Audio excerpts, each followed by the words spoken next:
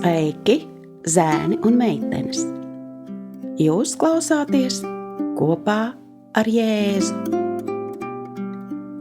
Šeit mācīsimies, cik ļoti Jēzus tevi mīl un ka viss, ko tu dari, ir īpašs, ja to dari kopā ar Jēzu. Tevi sagaida kāds jauns un aizraujošs Bībeles stāsts, ko tev sagatavojis pats Dievs. Vai esi gatavs? Šobrīd skan atverot Bībeli pirmskolas vecuma bērniem. Šī būs A gada 1. ceturkšņa Mans mīlošais Dievs 10. nedēļas lasījums. Vai tev patīk pārsteigumi? Šodienas otrdienas stāsta nosaukums ir Dieva pārsteigums. Klausīsimies, kāds tas bija. Ābramam patika sarunāties ar Dievu. Kādu dienu, kad viņš bija viens un lūdza, Dievs viņu uzrunāja. Izej no savas zemes, no savas cilts un no sava tēva nama, uz zemi, kuru es tev rādīšu. Un es tevi darīšu par lielu tautu, es tevi svētīšu un darīšu lielu tavu vārdu, un tu būsi par svētību. 1. Mūzus 12, 1, 2.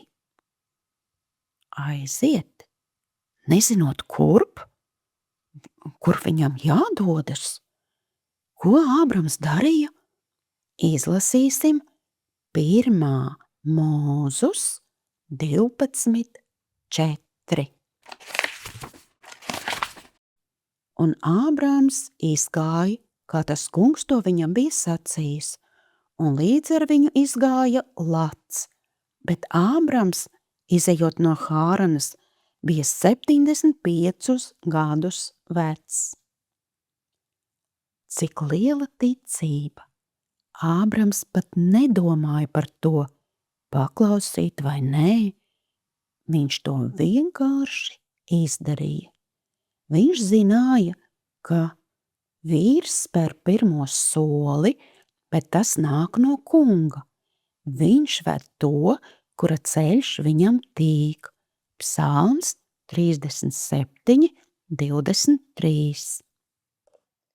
Ābrams un viņa ģimene savāca visu, kas viņiem piederēja. 1. Mūzus 12, 5. Viņi lika somas un grozus uz saviem kamīļiem un ēzeļiem.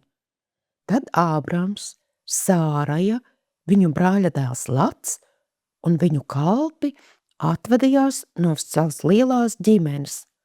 Ar lielu saviļņojumu viņi pameta pilsētu, lai dotos. Ak, viņi nezināja, kur.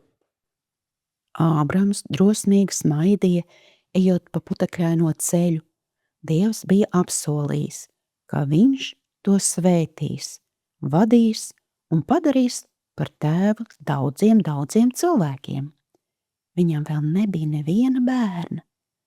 Cik priekpilns apsolījums! Mani interesē. Ko nozīmē ticība? Kas izrādīja ticību šajā stāstā? Dzirdēsim atmiņas panta dziesmu.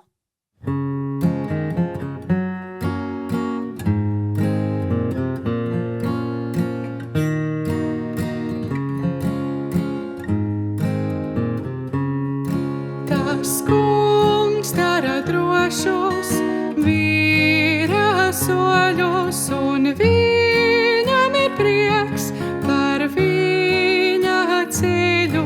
Tas kungs dara drošus vīra soļus, un viņam ir prieks par viņa ceļu. Psalmi 30. 7. nodaļā 23.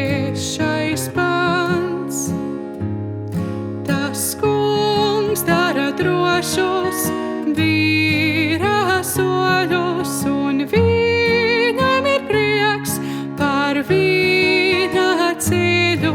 Tas kungs dara drošus vīra soļus, un viņam ir prieks par viņa ceļu. Psalmi 37. nodaļa, 23. pants.